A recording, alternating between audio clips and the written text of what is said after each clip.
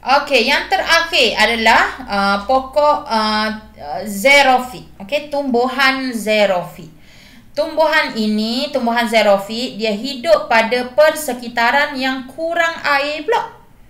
Contohnya di gurun, di padang pasir dan kawasan bersalji penuh atau diliputi ais ni macam dekat kutub lah.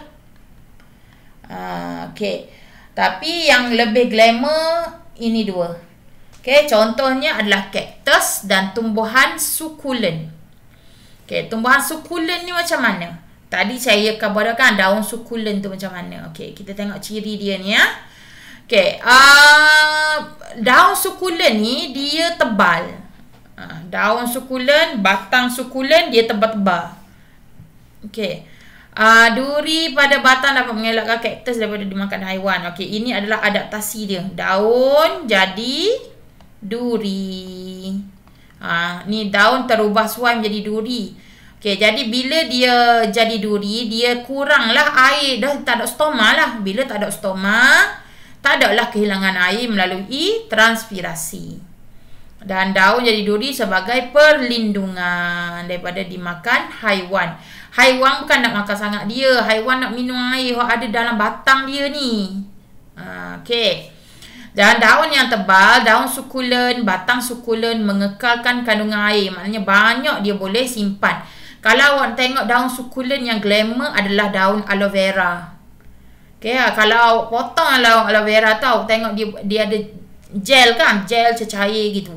Itu dia simpan air di dalam daun dia. Okay, dan ciri ni saya benarnya ada jadual saya sediakan bawah tu, tapi alang-alang ada gambar ni kan. Okay, akar tumbuh meluas. Okay, dia cari jauh nak cari air. Dan dia ada umbisi juga. Selain daripada dia simpan dalam batang, dia simpan dalam batang air tau. Ni pun simpan dalam batang, ni simpan dalam daun. Okay, umbisi juga dia ada untuk menyimpan air. Okey, struktur penyesuaian. Okey, mempunyai kutikel berlilin di permukaan luar tumbuhan. Jadi dia ada tu sebabnya kalau pegang pokok aloe vera pun dia licin. Kutikel yang ada lilin, lapisan kulit dia berlilin. Okey, tujuan dia untuk perlindungan daripada dimakan haiwan dan juga mengelakkan air hilang secara transpirasi. Dan struktur yang sukulen, iaitu daun dan batang yang tebal untuk menyimpan air. Ni banyak ciri dia ni. Okey, kita tengok sesa. Bilangan daun yang sedikit ataupun beradaptasi menjadi duri ataupun kecil. Kenapa? Sebab dia nak mengurangkan jumlah luas permukaan daun untuk mengelakkan kehilangan air. Dan duri sebagai perlindungan. Ni saya cover dah. Okay, fotosintesis berlaku di bahagian batang. Dia tidak berlaku di daun. Okay, jadi maksudnya dia ada kloroplas pada batangnya. Okay, jadi stoma yang dan dia juga ada stoma tapi dia terbenam. Dan tisu epidermis atas yang berlapis-lapis, banyak lapis supaya kurangkan kehilangan air. Okay, dan stoma dia terbuka pada waktu malam. Dia tutup pada waktu siang, dia buka pada waktu malam. Sebab apa? Dia masa itulah dia nak mengumpul gas karbon dioksida untuk fotosintesis pada siang hari. Maknanya pada siang hari dia buat saja fotosintesis sebab ada matahari kan. Bila malam mana boleh fotosintesis. Ingat tak gitu? Okay, jadi bila siang dia buat fotosintesis dengan adanya gas karbon dioksida. Okay, dan ketujuh, akar tumbuh meluas dan menembusi jauh ke dalam tanah untuk menyerap air dan garam mineral dia nak kena cari. Okay, batang menyerap kelembapan daripada embun dan kabus. Biasanya malam-malam, gurun, tempat yang padang pasir ni dia sejuk. Okay, jadi dia ada macam contoh kalau ada daun gini kan. Daun gini. Okay, dia kumpul embun di celah-celah dia ni. Okay, dia kumpul embun, lepas tu dia pun meresap masuk ke dalam batang dia. Okey, dan air disimpan di dalam akar, umbisi, batang dan daun. Semua tempat yang dia boleh simpan, dia simpan. Ni daun ni, kalau daun tu sukulen. Kalau daun yang jadi duri macam kaktus, dia tak simpan air. Okey, dan yang terakhir di kawasan Arktik, lumut dan rumput yang tumbuh mempunyai saiz daun yang kecil. Okey, supaya mengelakkan kehilangan air yang banyak. Dan sebab apa? Bila semua tanah beku, tanah dia jadi beku, jadi air batu, mana ada air? Semua jadi ais. Jadi dia sudah tidak ada air. Jadi dia tak bolehlah mengelakkan kehilangan air lah. Jadi itu sebabnya dia saiz daunnya kecil. Okey, jadi sebenarnya kelas hari ni habis satu bab. Ya, jadi saya nak awak jawab soalan latihan esei ya. Ini jawapan esei sebab markah dia 8 markah. Jadi saya nak awak cari, huraikan faktor abiotik di paya bakau dan penyesuaian paya bakau untuk hidup di habitat ini. Jadi apa itu faktor abiotik? Faktor bukan hidup.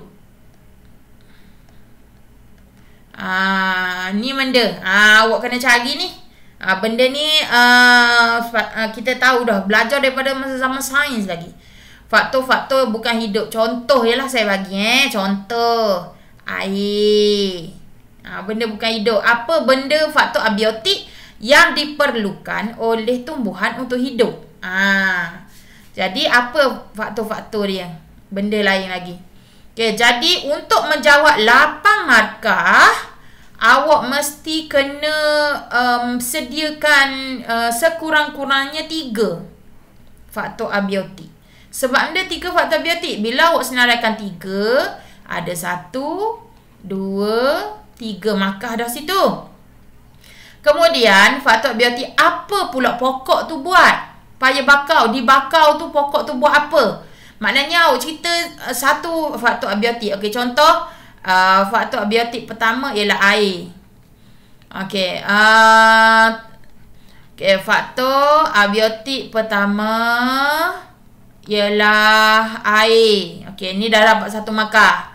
Okey, pokok bakau, awak tambah. Pokok bakau ada benda. Okey, ataupun dia buat apa? Itu 1 markah. Okey, pokok bakau ada sekian untuk apa tujuan dia? 1 lagi markah. Jadi jangan khabar 3 dulu. Yang pertama air, yang kedua cahaya, yang ketiga ni. Lepas tu awak khabar pokok bakau buat ni. Tak boleh. Awak semoleknya awak buat dia dalam satu rangkuman. Senang cikgu ataupun pemeriksa nak tanda, nak cari markah awak. Jadi kalau awak cerita dah pasal air, jadi faktor abiotik pertama ialah air. Okey, pokok bakau ada struktur apa, ataupun daun dia jadi macam mana untuk mengelakkan apa. Contoh. Jadi gitulah. Jadi ada banyak faktor abiotik yang diperlukan oleh tumbuhan. Cuba cari. Okey. Itu soalan yang pertama. Dan soalan yang kedua. Perubahan iklim menyebabkan suatu kawasan menjadi sangat panas dan kering. Okey, biasakan diri awak bila awak baca soalan, tolonglah highlight. Highlight je. Cari point dia dekat mana awak dia nak. Okey, terangkan bagaimana suatu spesies tumbuhan mungkin berubah dan menyesuaikan diri dengan perubahan iklim ini. Jadi dia nak suruh cerita tentang tumbuhan yang boleh berubah suai duduk dalam keadaan panas dan kering. Jadi markahnya 6. Jadi bila markah 6, 3 contoh dan kegunaan dia ataupun perubahan dia kan. 3 contoh. Okey, jadi cara nak jawab ialah contoh perubahan atau contoh adaptasi, kegunaan dia untuk apa. Hak ni yang pertama, yang kedua, yang ketiga. Okey, semoleknya buat dalam bentuk esei lah. Supaya nampak kita jawab soalan esei. Okey, selamat menjawab dan selamat belajar. Assalamualaikum warahmatullahi wabarakatuh. Jangan lupa hantar latihan.